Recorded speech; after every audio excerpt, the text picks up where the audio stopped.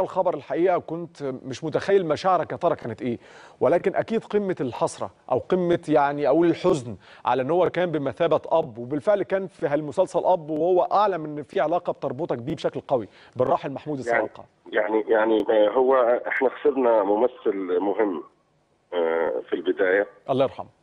واللحظه اللي كانت، انا لحد اللحظه دي مش مصدق يعني.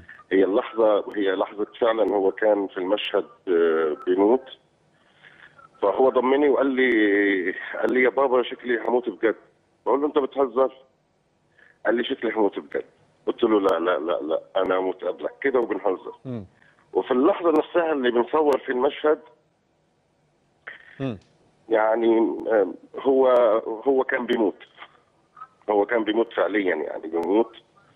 وكان يعني سبحان الله يعني كان ملك الموت موجود معانا يعني ف قدر الله ما شاء فعل، وندعي له بالرحمه. امين يا رب. امين. وبس. وطبعا وبنتمنى ليه طبعا الرحمه والاهل الصبر والسلوان، وبنعزي انفسنا جميعا ونعزي اهل الفن العربي والاردني على فقدان النجم الراحل محمود الصوالقه. واستاذ منذر يعني ما اقدرش اقول برضه غير ربنا يصبرك، الحقيقه ده كان ضغط نفسي عليك انا عارف بكل هي اللحظه صعبه. هي اللحظه فعلا انا اول مره في حياتي حد كده بين ايديا، بس يعني انا مش عارف اتكلم دلوقتي، بس حابب اشكرك على لا ده واجبني، ويعني حابب اعزي انا يعني الفنانين في الوطن العربي. اوكي أكيد. وكلنا ليها زي ما بيقولوا طبعا يعني طبعا ونعم يعني بالله ونعم بالله. ولكن حسب الوصيه انا عرفت ان الراحل محمود الصوالقه كان وصى ان حضرتك اللي تدفنه، مش كده؟